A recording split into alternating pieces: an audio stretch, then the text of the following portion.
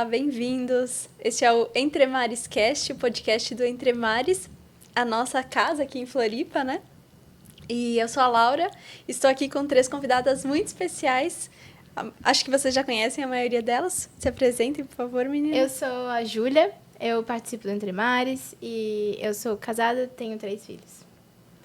Eu sou a Paola, eu sou psicóloga, sou monitora do Clube Areias, do Clube das Crianças, das Meninas, e vim aqui hoje para falar sobre velejar. Eu sou a Patrícia, moro no Entre Mares, também sou gestora de recursos humanos e estou super curiosa porque a Paola é a líder das monitoras do clube, que é um outro tema que ela pode falar aqui. Ela entende muito do clubinho que tem o Clube Areias, lá no Entre Mares. E, de repente, a gente encontra com a Paola e ela, semana que vem eu não estou porque eu vou velejar. E aí, poxa, conta pra gente um pouco sobre isso, Paola. Então, por isso que a gente está aqui com ela, para ela contar essa história dela com os veleiros, né? Velejar é uma metáfora para a vida humana, nós somos barquinhos, né? O que você tem para nos contar, Paola, sobre essa experiência que você vive, que está se preparando também para mais uma viagem? Então, isso é curioso porque o barco veio antes de eu conhecer o Entre Mares. Mas eu me surpreendi conforme eu fui estudando, vendo as coisas de doutrina, de como tem referência, como tem metáfora, né, com a questão do velejar. Tanto que chama Entre Mares, o Clube das Meninas chama Areias, o Centro dos Homens Navegantes, né? Então, realmente, o mar, ele nos coloca muito em conexão com essa grandeza. E a grandeza sempre me remete a Deus. Então, a gente é ali pequenininho e o mar é imenso. Então, e também para ir velejar, para ir para o barco, como é que funciona? A gente fica um período aqui em Florianópolis, eu e meu marido, eu sou casada, a gente fica um período aqui em Florianópolis e um período no veleiro. E o veleiro está no Mediterrâneo, está na Itália agora. E para ir para lá, a gente também precisa se desprender de várias coisas. Então, do nosso conforto, da segurança. Em alguma medida, a gente abre mão de um pouquinho de várias coisas, né? Então, é como se a cada semestre a gente fizesse essa revisão da nossa vida, que não deixa de ser um exame de como as coisas estão organizadas, do que a gente está fazendo, se tem condições de ir, se não tem. Então, a cada 6 meses a gente reavalia isso. Então, também é muito interessante. Pegando o link disso que você contou, por que velejar exige de nós, das pessoas, inteligência prática, Paola? Porque você tem que resolver coisas na hora com os recursos disponíveis. Então, por exemplo, uma coisa que a gente percebia antes é que éramos, pela rotina de trabalho, alheios às coisas do dia a dia. Assim, a gente terceirizava muita coisa, porque o trabalho profissional acabava ocupando muito nosso tempo, então as coisas de casa a gente terceirizava, calculando assim, recebo X para trabalhar, e então é melhor eu pagar X para uma pessoa fazer determinada tarefa aqui para mim. E no barco não tem essa opção, a gente precisa resolver as coisas e que surgem ali na hora. Então, você precisa agir no aqui e no agora. Não tem muito tempo para a ansiedade, que é o pensamento projetado para o futuro, nem para ficar ruminando muitas coisas do passado, fazendo esse paralelo com a psicologia, né? Já que eu sou psicóloga, não tem como não pensar dessa forma. Então, nos conecta com o presente, com o que está acontecendo naquele momento. Eu preciso ler a situação, não importa se ontem o vento estava forte, se ontem... Às vezes até importa, né? Porque reverbera pelo dia seguinte, mas eu preciso lidar com o que tem naquele momento. Você podia contar pra gente aquela situação bem difícil que vocês passaram, acho que foi ano passado, que eu achei muito legal quando você me contou, uma situação concreta que você tinha que trabalhar com o que tinha na hora e não tinha nem internet. Sim, sim. Ano passado a gente estava fazendo uma travessia, que é uma navegação um pouco mais longa, a gente passamos no mar 2 noites, e aí o barco é um barco à vela, um veleiro, mas ele também tem um motor que funciona para situações de quando não tem vento, enfim. E aí, enquanto a gente velejava, a gente ouviu um barulho, aí rápido fomos lá ver o que era, e era uma peça do motor que tinha desconectado. Então, além de não poder usar o motor se fosse necessário, a gente ainda precisava lidar com aquela peça solta lá, e aí foi bem desafiador. E foi um dia que eu rezei muito. E, enfim, depois deu tudo certo, mas é algo que nos coloca, assim, à prova. É como se fosse se colocar num desconforto, perrengue voluntário, eu chamo. E o que o mar ensina sobre o ser humano, Paola? Para mim, ele coloca em contato com isso por um lado, da nossa fragilidade, né? Porque como eu falei no começo, o mar é imenso e a gente é ali pequenininho. Do quanto que a gente precisa respeitar também ali o que é nos dado naquele momento, né? Não adianta, eu quero fazer a coisa X, mas não dá. Eu quero ir para tal lugar, mas o vento está contra, o mar está contra, então eu preciso me adaptar e mudar o meu plano. Também nos ensina sobre fortaleza, por colocar a gente em situações que a gente não escolheu ou não tem controle, assim. Então, por exemplo, quando a gente fez a travessia do Atlântico, tinha a questão, a gente fez um planejamento lá de comida, de água para aqueles dias, então você tem que lidar, não vai no supermercado, você, tá com dor de cabeça, se não levou remédio suficiente, vai ficar com dor de cabeça, se não dá para desistir lá no meio da viagem, não vai um helicóptero lá te buscar, você tem que concluir aquilo que você se propôs a começar, então... Fala bastante sobre constância, né? Sim. É isso que eu achei legal, que ao mesmo tempo que tem situações imprevisíveis, você tem uma rotina dentro do barco, né? Você tem Sim, tem uma rotina. Não é...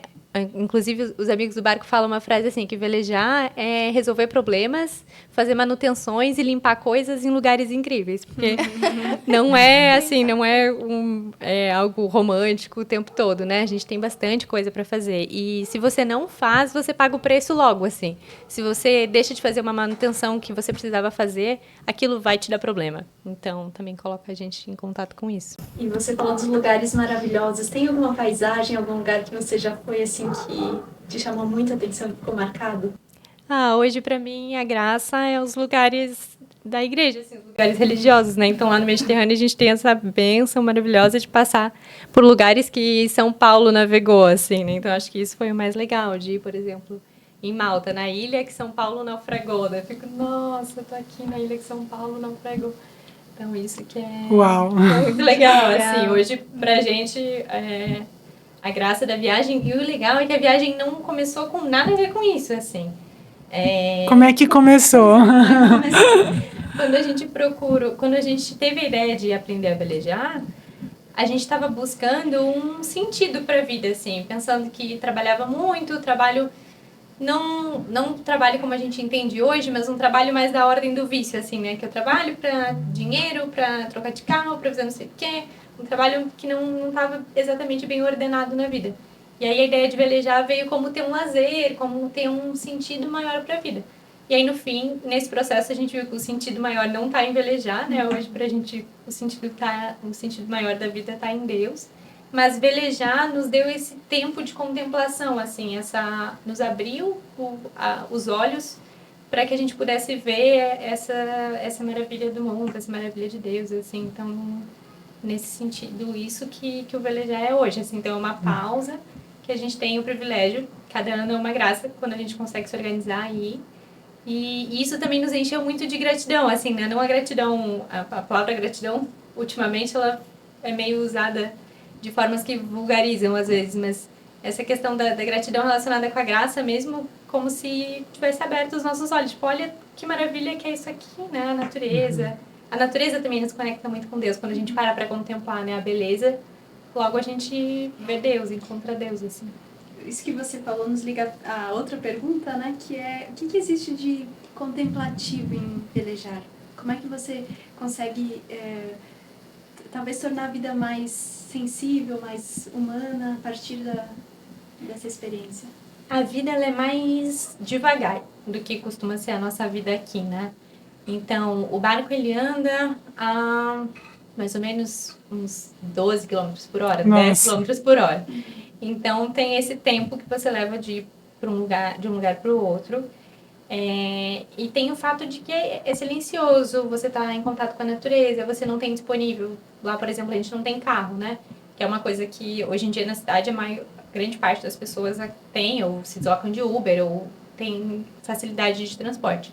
Lá a gente vai no supermercado a pé, vai lavar roupa com a mochilinha de roupa para lavar. Então, o tempo, o ritmo das coisas é muito diferente. Aqui, a gente tem vários compromissos. Aí sai de um lugar, vai para o outro, aí tem um aniversário, vai comprar um presente, aí vai jantar, vai não sei o quê. Lá, a gente também tem amigos, também conhece pessoas, mas nesse ritmo diferente, assim. De você ir com um botinho lá, que é um barquinho pequeno, na casa do vizinho lá, de pé descalço, assim, fazer um happy hour, né? Conversar no fim da tarde. Então, o contemplar vem desse tempo. que é mais lento. E, Paula, vocês já participaram de alguma regata, assim, esportiva mesmo? Não. A gente... Não? Quando a gente começou a fazer aula de vela, o pessoal tinha lá no clube, no Clube da Lagoa, aqui em Florianópolis, tinha essa questão da regata, da competição. Mas logo a gente viu que a ideia não era essa, assim, a nossa ideia, né?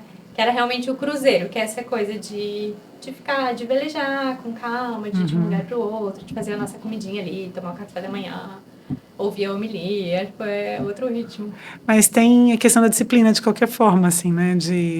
Existe um horário, a questão dos ventos, a questão se dá, se não dá. Sim, total. A gente não decide muita coisa, assim, não é o que a gente quer, é o que o tempo ali permite, né?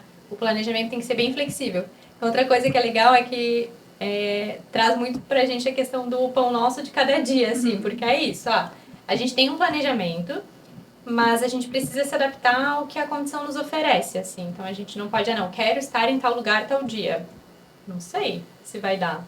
Então, isso é legal. Mas tem que fazer as coisas assim.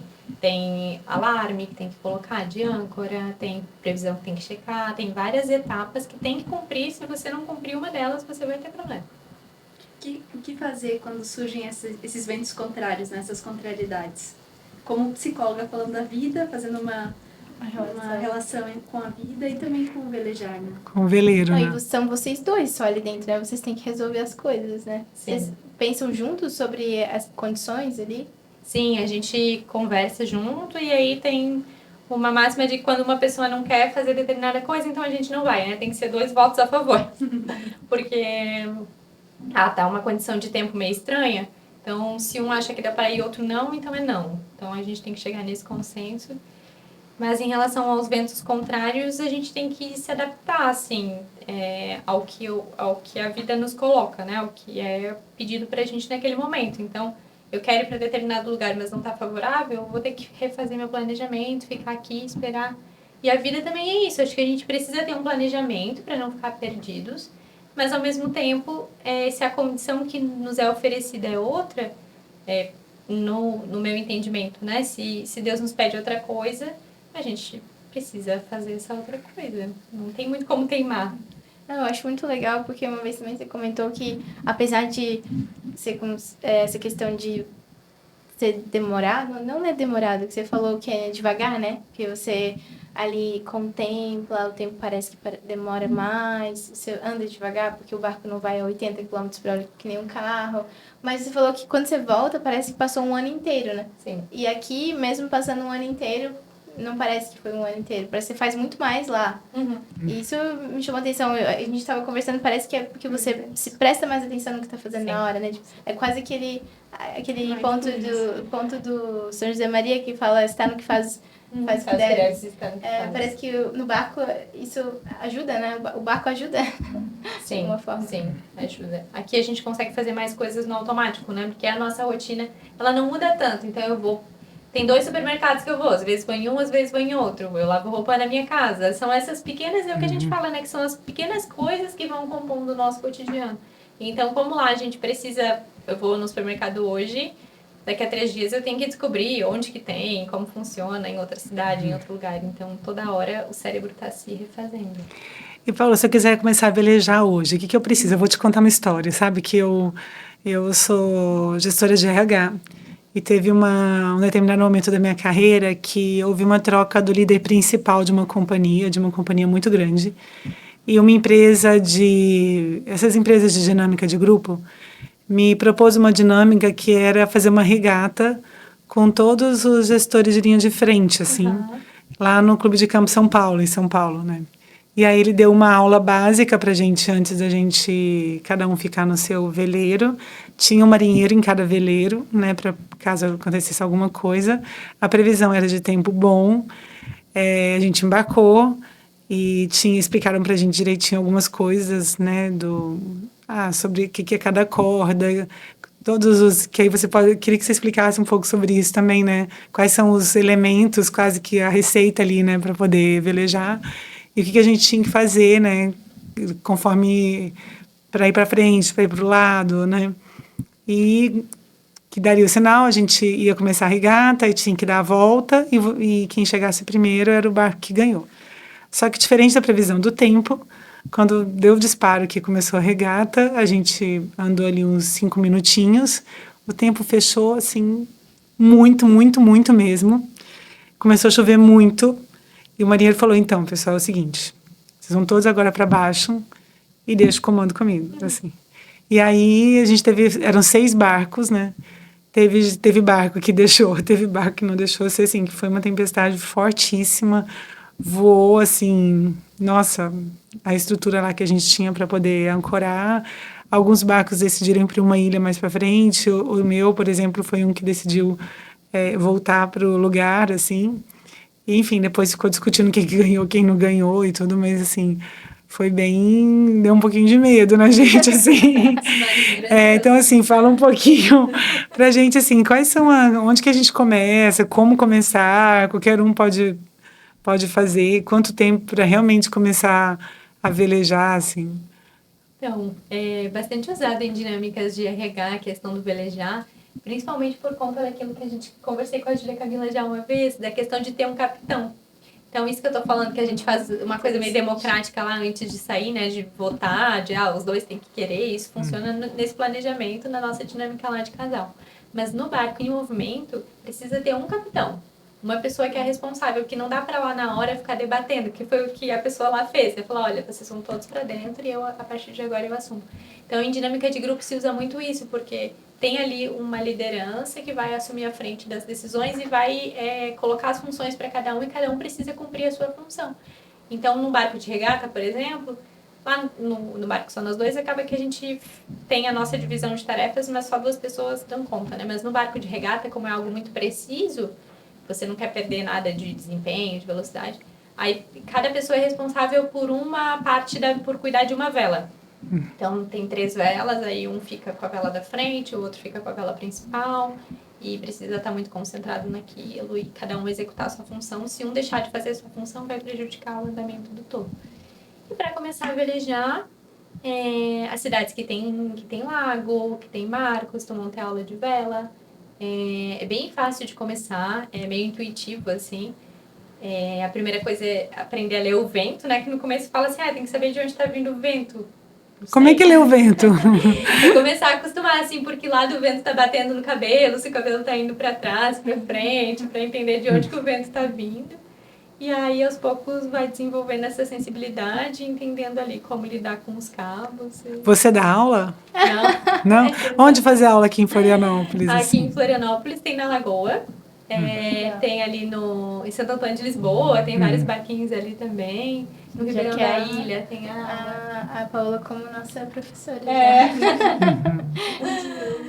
Que legal. Nossa, muito obrigada, Paola. Muito legal, né? Muito legal. Nossa, tem tanta Que sorte quem tem a Paola de monitora lá no clube. Nossa, sabe que eu ainda não falei pra minha filha que frequenta o clube que tu veleja? Uma hora dessas eu vou comentar, ela vai achar o máximo. E ainda sobre isso também tem os aplicativos, né, hoje em dia, né? Sim, hoje tem muitos aplicativos que ajudam, então a gente tem a tecnologia aí a nosso favor. Não é menos complicado do que parece. Legal. Obrigada, meninas, por mais esse podcast e aprendendo um pouquinho mais sobre esse mar da vida, né? E nos vemos no próximo Entre Mares Cast. Muito obrigada. Até o próximo. Obrigada. Muito obrigada, gente. Obrigada, Paola.